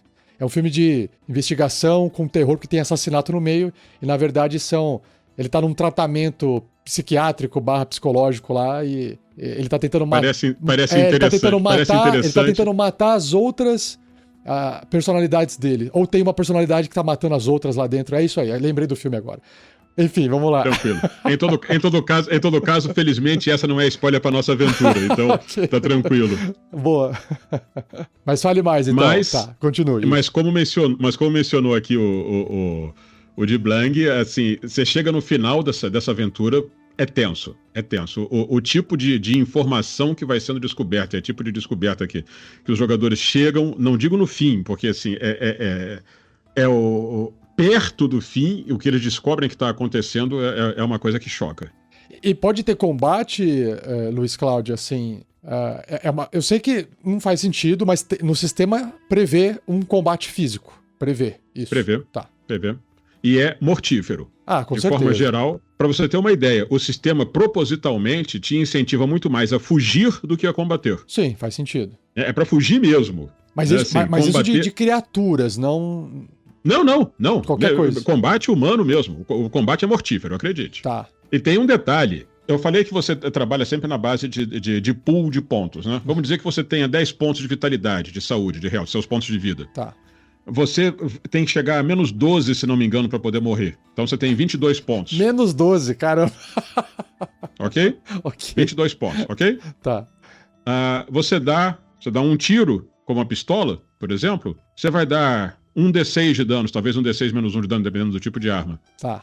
Você não vai morrer com um tiro de pistola, né? Salvo, claro, aquele tipo de circunstância que o mestre vai virar e dizer assim, não, o cara encostou a arma na sua testa e deu um tiro, você tá morto. Não tem que jogar dado numa situação dessas. Tá. Né? Mas numa situação de combate, joga dado, joga outro, faz teste, não sei o que, você vai levar várias balas antes de você morrer. Entendi. Mas você vai morrer, porque assim, a recuperação é muito difícil. Sim. Né? Então não é aquele negócio de morte instantânea, mas o combate é mortífero. Tá, entendi. Tem que dramatizar, O problema das criaturas, embora tenha também a parte de causarem dano físico, é quando o dano físico vem junto com o dano de estabilidade. Quer dizer, você não apenas está levando uma unhada do monstro, como ainda está ficando doido só de olhar para a cara dele. Sim. Então a conjunção dos dois efeitos é que pode ser bem problemática. Tá. E Luiz, o objetivo é você fugir desses encontros, né? Como é que conclui a campanha? Assim, no caso de um one-shot, seria você não morrer ou você morrer de uma forma menos trágica? Assim, Cara, eu dificilmente daria esse tipo de orientação, porque assim, isso é do personagem, isso é do criador do personagem. Tem gente que prefere ter uma morte heróica, tem gente que acha que a vitória é conseguir fugir para poder fugir outro dia. Cada um tem a sua motivação. Eu, como mestre, topo tudo. Uhum. E a campanha, o que você pode falar dela? Mentiras Eternas. Tá. Essa Mentiras Eternas tem um negócio muito interessante. O Trail of Cthulhu, ele é inspirado diretamente no Call of Cthulhu. Tá. Né? E como eu mencionei, o Call of Cthulhu tem um monte de campanhas muito boas. Geralmente, as aventuras clássicas de Call of Cthulhu se passam na década de 20 do século passado, e as de Trail of Cthulhu se passam na década de 30 do nosso século, do século passado também, ok? Aham. Eles optaram por fazer isso, em parte para distinguir um pouco do Call of Cthulhu, e em parte porque a década de 30, com a questão dos fascismos, da iminência da nova guerra e tudo mais, estava tendo todo um clima de tensão maior do que estava a década de 20. A década de 20 era mais aquele negócio assim, da ressaca da Grande Guerra. Sim. E a década de 30 é mais aquele negócio assim, tá vindo outra Grande Guerra aí. Sim. Né? Então foi uma escolha de criação do mundo mesmo. Muito bem. Só que isso deu um gancho muito interessante para essa aventura Mentiras Eternas. O início dela é o seguinte: havia um grupo de investigadores que 10 anos atrás tentaram impedir que o mundo acabasse num estilo muito parecido com o de tantas campanhas de Call of Cthulhu, e eles conseguiram mais ou menos, deixaram algumas pontas soltas, e essas pontas estão aparecendo agora é a vez de vocês, o que vocês vão fazer com isso? Então é como se fosse aquele negócio assim, um grupo de jogadores de uma campanha anterior fez coisas, algumas boas, outras ruins, e agora o pessoal do grupo atual tem que ir atrás e descobrir o que está acontecendo para poder saber o que eles têm que fazer. Ah, que legal. Cara. E aí elas são, mais ou menos, você citou umas 30 partidas. Aproximadamente. Como eu falei, no caso do Rastro de Cthulhu, isso depende do ritmo do próprio grupo, né? Do tipo de investigação que eles vão fazer. Tá. Mas em média, pelo que o pessoal da internet comenta, dá 25, 30 partidas para conseguir fechar essa campanha.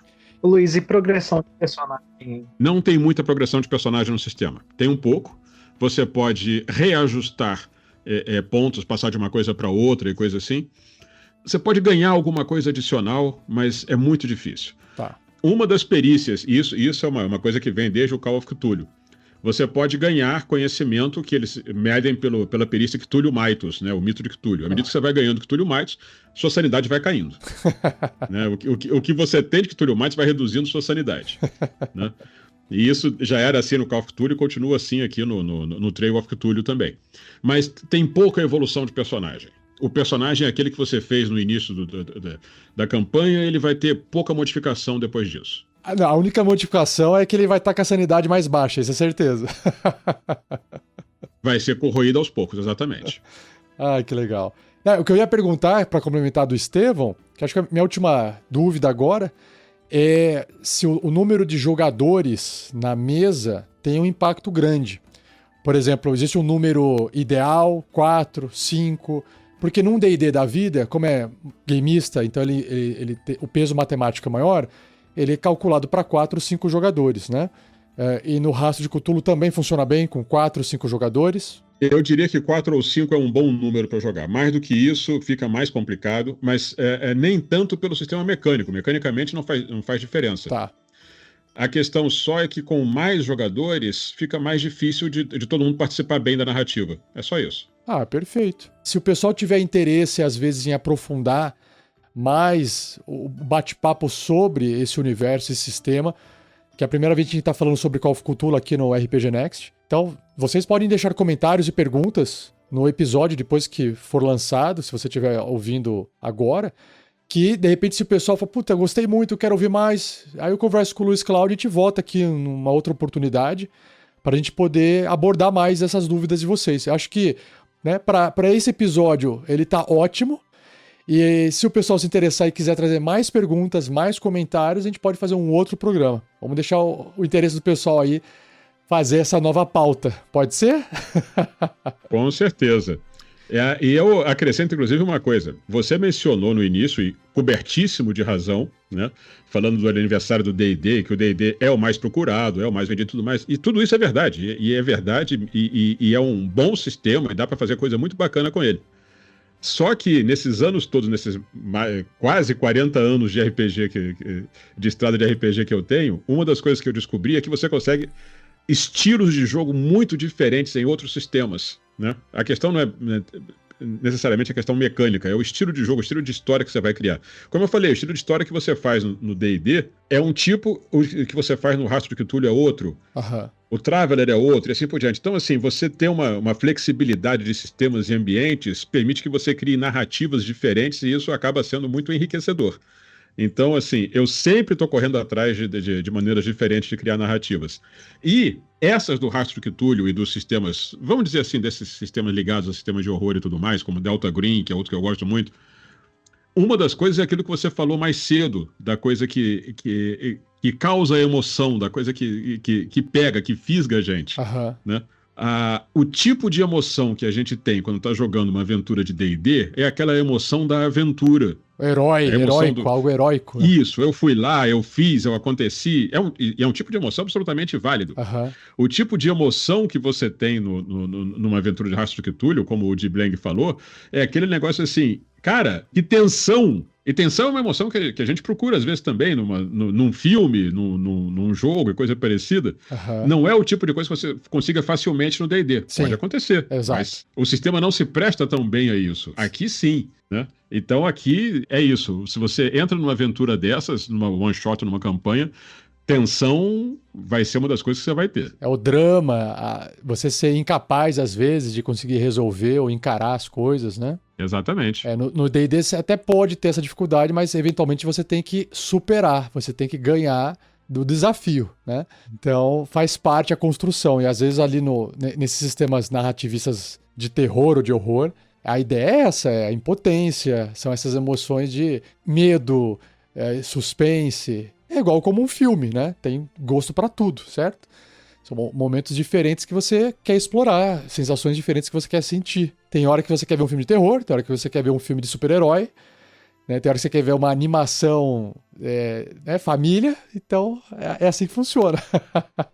Exatamente. Gosto muito dessa ideia da incerteza, cara, porque no D&D você tem uma coisa que, tipo assim, a gente vai passar, superar esse desafio aqui.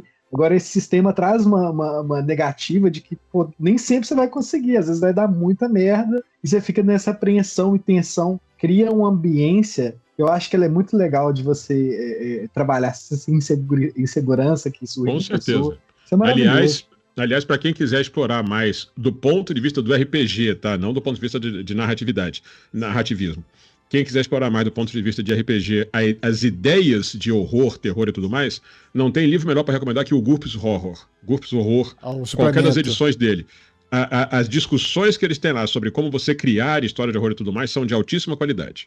Se eu não me engano, eu lembro que o D&D terceira edição chegou a lançar um suplemento só para poder criar aventuras e campanhas de horror, ensinando o mestre como criar situações que causem essas sensações de impotência, de medo, né, de insegurança. Então é bem interessante também. Tem isso veio em grande parte por causa da aventura Castle Ravenloft. Ah, sim. Lá pro AD&D, né, no final dos anos 80. Aliás, olha as coisas engraçadas, né? Eu falei agora há pouco que o Sandy Petersen, criador do Call of Cthulhu, foi um dos criadores do Doom, né?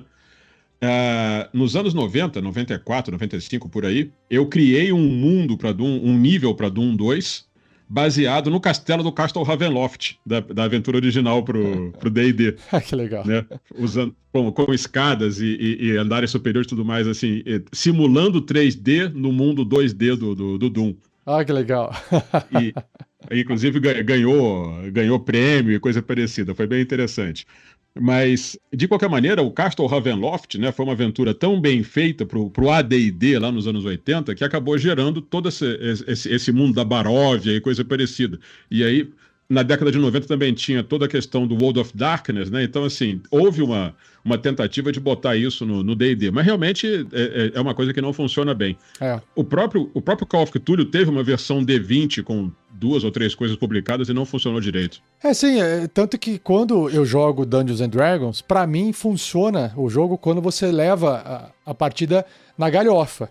Porque construir esse terror, essa sensação de medo e tal, não combina tanto. E às vezes eu vejo o pessoal jogando de uma forma tão séria, eu falei, gente, não combina, tem que ser mais galhofa, igual o filme novo do D&D que saiu, que acho que foi o melhor filme feito do D&D. Foi o último, porque ele não se levou a sério. Funciona muito melhor do que os outros iniciais que se levavam a sério. Não combina. Pra você se levar a sério no universo desse, você tem que ser assim, muito denso, igual as séries aí do Game of Thrones, por exemplo, né? Então tem que ter muita intriga, né? Muita violência, é outra pegada. Não é o combate, é a conversa, é a intriga, a investigação. Colocou combate no meio, colocou pancadaria, cara, você tem que... Não pode se levar a sério, senão não funciona. Fica parecendo um monte de adulto... Essa questão da galhofa, vou te dar uma provocação pra gente explorar em outro dia, em outro episódio. O D&D tem muito a ver com uma forma antiga de teatro chamada comédia dell'arte. Ah, sim. Tem que ser. Pois é. Gente, muito bom papo. Queria agradecer o comentário de todo mundo aí no chat, mas se eu poder fechar, momentinho jabá. Luiz, você pode fazer qualquer comentário, divulgar seu site, enfim, é o seu momento de falar sobre você e convidar o pessoal para te conhecer mais sobre o seu trabalho, o que você gosta, onde que o pessoal te encontra. O meu site é facílimo de achar, quartelmestre.com. Legal. O que tem no seu site? Tem o meu blog, tem os livros que eu publiquei até agora, são livros de pesquisa, né, da minha pesquisa sobre ludologia, né, como o Homo Regulans e o mais recente, que é o livro que você, inclusive, participou também, né, para o nosso querido professor André Bataiola. Sim. Tem essa lojinha, né, que tem essas coisas. Não que eu venda lá no site, ele dá acesso ali à Amazon e ao eClap, onde os livros estão disponíveis. Tá. No site, propriamente dito, tem as minhas publicações, tem o meu blog, tem os meus poemas. Acho que é isso, né? E agora tem as chamadas para essas aventuras e campanha que a gente está criando aqui no RPG Next. A ideia de oferecer a One Shot é justamente para servir como um aperitivo para a pessoa poder conhecer, justamente por ser um sistema menos conhecido, um ambiente menos conhecido e tudo mais, assim, a pessoa experimenta e, se gostar, pode se interessar pela campanha, ou simplesmente ficar só na One Shot, né? E tenho muita coisa desenvolvida para mesas online, já joguei muito no Roll20, atualmente eu tenho preferido mais o Foundry, mas nesse caso específico do Rastro de Cthulhu, eu desenvolvi uma série de bots para o Discord e jogo só no Discord, só por voz, para ajudar a criar o clima claustrofóbico adequado para o sistema. Perfeito. E, Estevão, é com você. Primeiramente, agradecer, Rafael, Luiz, pelo bate-papo, foi maravilhoso, adorei conhecer mais, e realmente eu não sabia absolutamente nada, então estou muito curioso, quero saber bem mais sobre esse sistema, me intrigou bastante, e dizer para o pessoal aí que é padrinho, para quem não é ainda, começar a contribuir, é um projeto que faz diferença, muita diferença na vida de muita gente. E obrigado pela participação. Obrigado a vocês, pessoal. Então é isso. Se você curtiu, gostou do episódio, compartilhe. Se você quiser mais, deixa um comentário, traga suas perguntas, suas curiosidades. Quem sabe a gente não faz um próximo programa sobre esse universo. Então, sempre comente. É importante você, né, deixar mandar e-mail, entrar no site do RPG Next, enviar um comentário através do formulário nosso, a gente lê, responde, interagir, para que a gente possa também ir atrás de conteúdo que interesse para vocês, né? Porque a gente gosta de falar de qualquer assunto. RPG é RPG, não importa o sistema. Mas às vezes é legal também falar de algo que vocês têm interesse, vocês gostam, vocês gostariam de saber mais, porque a gente já leva o conteúdo que o pessoal gosta de interagir. É mais fácil também para vocês, tá bom? Muito obrigado pela participação mais uma vez, Luiz, Cláudio, obrigado pela sua participação. A gente mantém o contato através da mesa lá de RPG. E Estevão, mais uma vez, muito obrigado, né, pela sua participação, pela sua disponibilidade hoje, por ser um padrinho do projeto. E a gente se fala lá no grupo, continua se falando lá no grupo, tá bom? Então, um abraço para todo mundo. Valeu pro pessoal que deixou comentário aí no chat, o Dibleng, Rubens, Matheus Padovese, que apareceu, Rodolfo Castro e muitos outros que deixaram comentários no chat. Um abraço para vocês e até o próximo episódio. Valeu, tchau, tchau.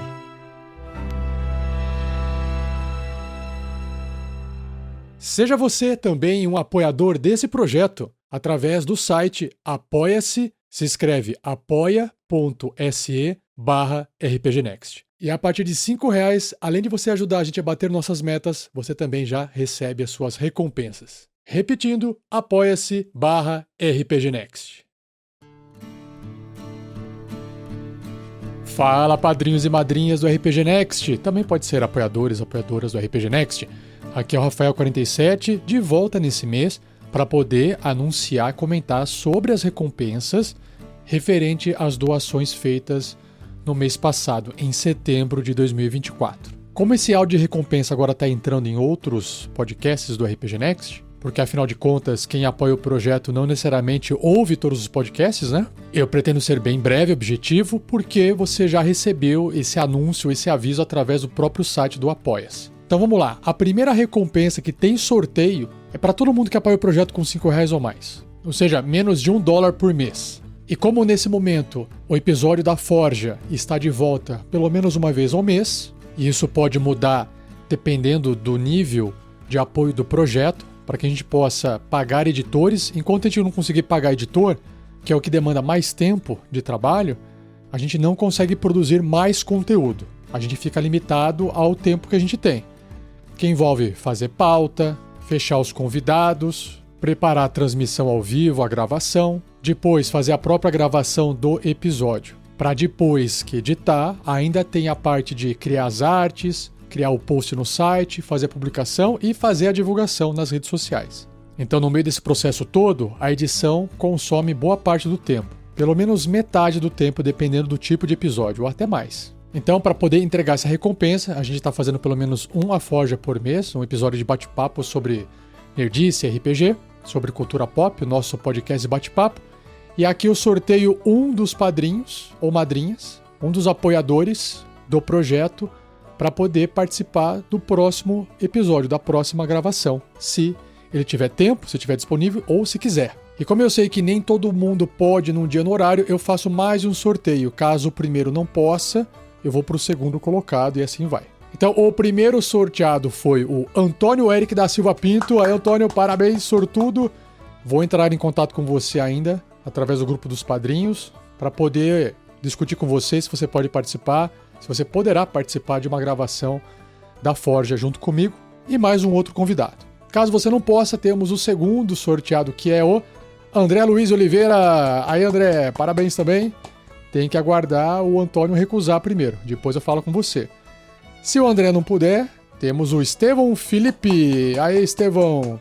Ou Estevão Felipe. Não sei como é que fala direito o seu sobrenome, Estevão. Depois você me corrige.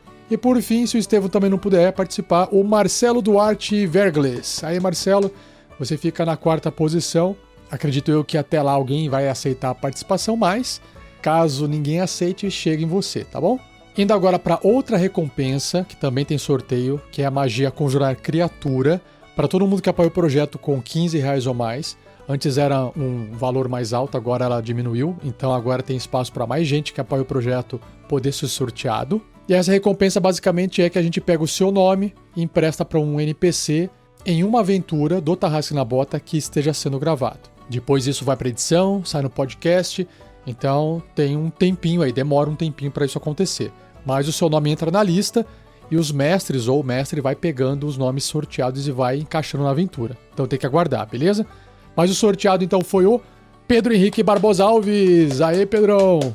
Só aguardar, só esperar para ver onde que você vai sair. Qual aventura? A gente não sabe, tá bom? Com o fim das recompensas que envolvem sorteio, vale a pena eu citar aqui que tem uma outra recompensa para quem apoia o projeto com R$100 ou mais, que é o Grande Ferreiro, que permite que o pessoal que faz esse apoio possa participar de um episódio da Forja. Mas qual é a diferença? É consultoria. Ele traz o tema, é para pedir um episódio da Forja direcionado para o assunto que ele queira. Temos aqui o Estevão Felipe, o Diego Rubim, a Luli Gomes, o Pedro Henrique Barbosa Alves e o Breno César Bar de Oliveira. Muito obrigado para vocês 5. Eu já conversei com o Breno, inclusive. Ele já passou uma lista de assuntos, já temos uma pauta com assuntos que ele passou. e já vou conversar com ele para a gente poder marcar de fazer essa transmissão da Forja, falando sobre um dos pontos que ele citou, porque ele citou várias coisas. E é óbvio que os outros participantes, se quiserem estar juntos, podem responder a mensagem e falar, ó, Rafael, quero estar junto na próxima gravação da Forja, esse assunto me interessa, enfim. Vocês têm esse direito porque faz parte dessa recompensa, perfeito? Uma outra recompensa que eu tenho que fazer e trazer ela aqui em áudio é um agradecimento para todo mundo que apoia o projeto com R$20 ou mais. Isso não significa que quem apoia o projeto com menos não tenha igual importância no projeto, mas a gente não consegue falar o nome de todo mundo. São quase 100 padrinhos e madrinhas, então a gente demoraria muito para falar o nome de todos. E eu deixo aqui um agradecimento geral para todo mundo, e lembrando que o seu nome está dentro do site do RPG Next. Tem lá uma aba na página Doadores, e o seu nome aparece lá atualizado todo mês. Eu aposto que se você digitar o seu nome mais RPG Next no Google, por exemplo, vai aparecer a página do site, levando para o seu nome, beleza? Então, um agradecimento especial para João Vitor Primieri Paludo, Além da Costa Araújo, Cristiano Souza, Felipe Martins, Ramon Moreira Silva, Antônio Eric da Silva Pinto, Everson Guimarães, Lohan Negres Ronche, Michael Cristiano Wolfert, Ana Priscila de Oliveira, Alexandre Moricuni Fortes, Douglas Ferreira Nazaré, Thiago Kesley de Barros Silva, Vitor Carvalho, Wellington Kenneth da Silva, André Luiz Kupikowski, Henrique Dairic da Silva, Rafael de Castro Machado Homem, Felipe Borrelli, tem 2 R's no nome, acho que é Borrelli, Felipe, qualquer coisa você me corrija, Bruno Giordano, Carl, André Luiz Oliveira, Marcelo Duarte Vergles, Fabrício Reis Guzon, Gabriel Cesário Gomes, William Valer, William Yamashita, Rodrigo Keiji, Patrick Pereira Lermen, Victor Breda, Victor Adriel Todescato Keller, Felipe Pinheiro de Oliveira, Felipe Chagas de Oliveira, Rodolfo Castro e Silva, Rodrigo Carelli, Diego Mota da Silva, Werson Lucas Espíndola, Marcos Sabino Vikings MC, Valdo Raia, Leandro Batista, Rodrigo Porto Veronês, Reuel Barbosa de Albuquerque Júnior, Lucas Zingaro de Jesus, Pedro Paulo, Estevão Felipe, Diego Rubim, Luli Gomes, Pedro Henrique Barbosa Alves e ao Breno César Baiardi Oliveira. E também aos novos apoiadores que chegaram pelo Apoia-se, Júlio César Souza, Paulo Vitor Medeiros da Fonseca, Júlio Pedroni e Caio Almeida. Aí, pessoal, muito obrigado, viu? Valeu mesmo. E também queria agradecer ao pessoal que mantém a sua assinatura lá no YouTube, sendo um membro do canal. É o MW, o Rodá Silva e Yuri Ferreira. Valeu, pessoal. Brigadão por ajudarem da forma que vocês podem também através do YouTube.